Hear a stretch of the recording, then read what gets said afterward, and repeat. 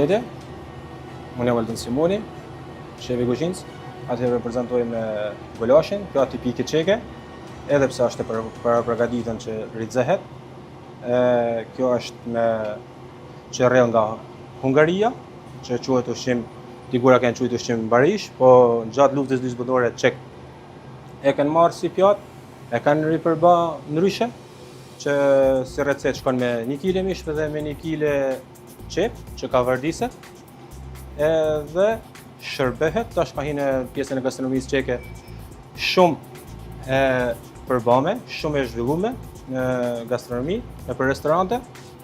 Aktualisht shërbehet me dumplings, që këta çek i thonë knedlik. Bëjmë një rinxeme me pjesën tradicionale çeke, që dikur është kënë për të rinxe, sepse atëherë nuk ka pas as mikrovalë, as furrë me avull.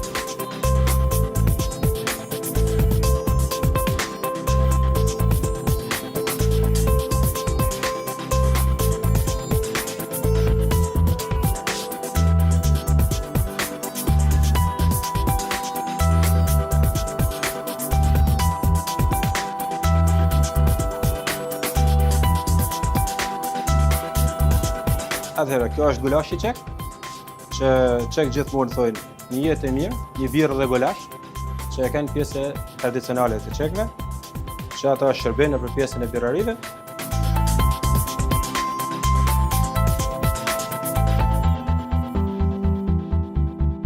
Vazhdojmë me pjatën zviçkova nat smetana. Kjo është një pjatë tipike çeke, që karakterizon çekin në pjesën e gastronomisë, në historinë e vet.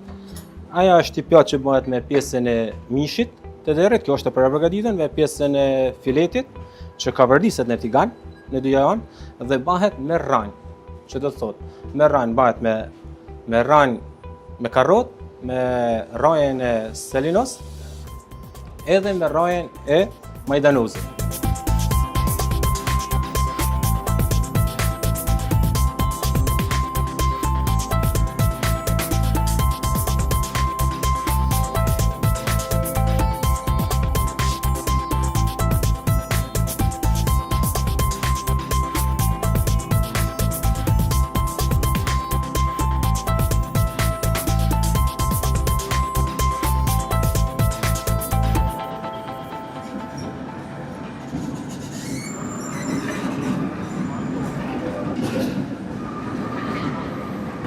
E shikues të dashur, sapo kaloi edhe tramvaj me numër 22 dhe jemi tek kafe 22, sipas të cilës është vënë edhe emri, sipas kësaj tramvaji që sapo kaloi. Pak më lart se ura e Charlesit, pra ura e Karlit, të cilën ju prezantuam pak më herët dhe e pam së bashku, është kjo kafe 22, e cila është me pronar shqiptar. Unë kam derën dhe kënaqësinë me bëu një intervistë bashkë me përfaqësuesen e këtij lokali, Sabina Aliun, e cila do na tregojë më shumë rreth gjithë historisë së këtij lokali, kësaj kafe 22, por gjithashtu do na prezantoj fillimisht veten. Sabina, faleminderit shumë që gjete kohë dhe ishe e gatshme për të bërë këtë intervistë. Shumë faleminderit juve për hapësirën e krijuar në emisionin tuaj. Unë jam Sabina dhe sot kam kënaqësinë të prezantoj restorantin tonë, që siç thatë dhe ju, quhet Kafe 22. Faleminderit shumë edhe për mikpritjen, siç po e shihni edhe përmes episodave të kaluara të emisionit Pasion në Profesion, këtu në Republikën Çeke, në Prag, por gjithashtu edhe në Karlovy Vary, po na presin shumë mirë gjithë shqiptarët. Kënaqësia jonë. Faleminderit që erdhët. Sabina, si lindi ideja për hapjen e Kafe 22 dhe çka e bën atë më unik në Prag?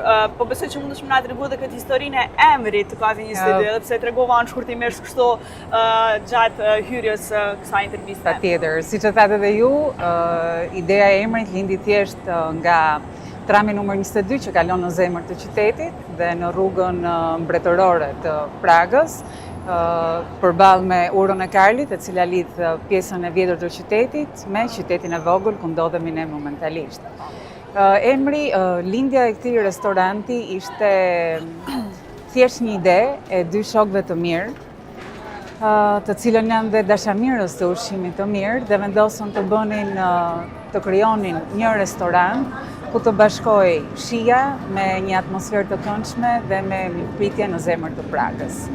Po cili është koncepti pas menys dhe a ka ndonjë frymëzim të veçantë, shembull ose qek tradicional mesdhetar apo ndërkombëtar? Sepse ka edhe një kuzhinë vërtet fantastike.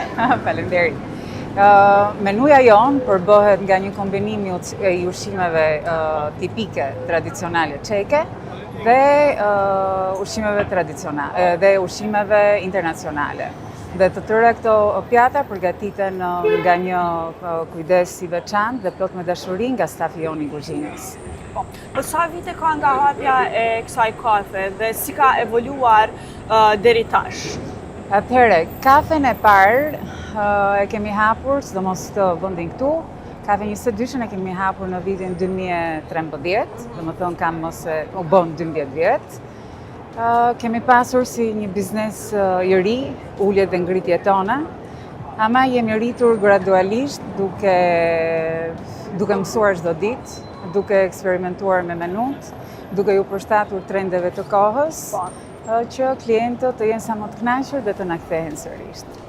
Po cili është ai specialiteti më i kërkuar nga gjithë klientët që vinë? Atëherë, specialiteti më i kërkuar dhe specialitetet që ne i rekomandojmë klientëve tanë janë ushqime tipike, siç mund të jetë gulashi, që është një nga pjatat më të preferuara, e cila shoqërohet edhe me bjërën tradicionale çeke. Po si kujdeseni për cilësinë e produkteve dhe përvojën e klientit të cilët vinë këtu? Fokusi jonë kryesor është në përzgjedhjen e produkteve sa më cilësore dhe të freskëta, të cilat i marrin nga prodhues vendas dhe të huaj, dhe cilësia e këtyre produkteve të përkoj me recetat tona tradicionale. Po çfarë roli luan në suksesin e kësaj kafe? Edhe ambienti, po edhe dizajni, sepse ka një dizajn të mrekullueshëm brenda, por gjithashtu është edhe këtu jashtë, sepse ka edhe pamje fantastike, por shihet edhe ura e Karlit. Mundesh të kesh një pamje të urës Karlit. Atëherë jemi munduar të krijojmë një ambient të thjeshtë, ku kemi ndërthurur si modernen ashtu edhe tradicionalen, në mënyrë që të shfrytëzojnë si ambientet e mbrëmshme dhe terracën e jashtme, që çdo klienti jonin, nëse do thjesht të ndaloj të pi një kafe, ka një pamje të mrekullueshme nga ora Karlit që të atëjo. Po cilat janë planet për të ardhmen? Planet për të ardhmen, kemi një 2 projekte të cilat janë në zhvillim. Njëri prej tyre është edhe në një kontinent tjetër.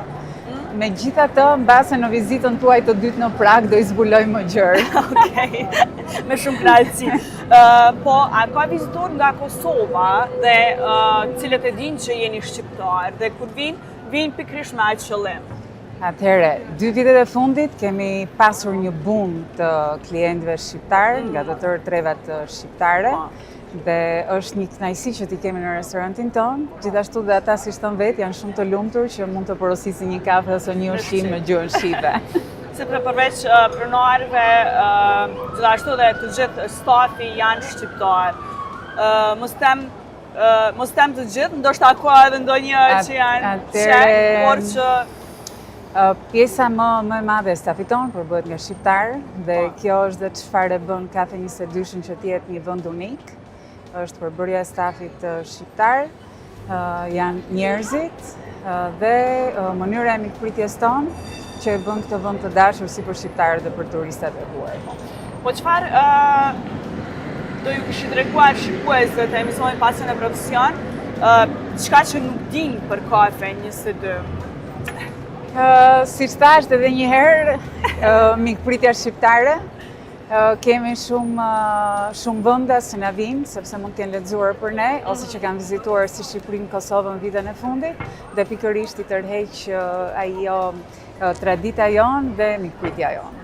Por shikues të dashur, përveç gjitha këtyre që tha edhe Sabina, përveç mikpritjes shumë të mirë, cilën e kemi gjetë edhe ne, por besoj që gjithë ata që vinë, turistët e tjerë, ushqimi është shumë i sheshëm. Kështu që kur të vini në Prag, patjetër duhet të vini tek Kafe 22 të provoni ushqimin, por edhe kafet e mira. Unë po e pi një cappuccino me shumë dashni.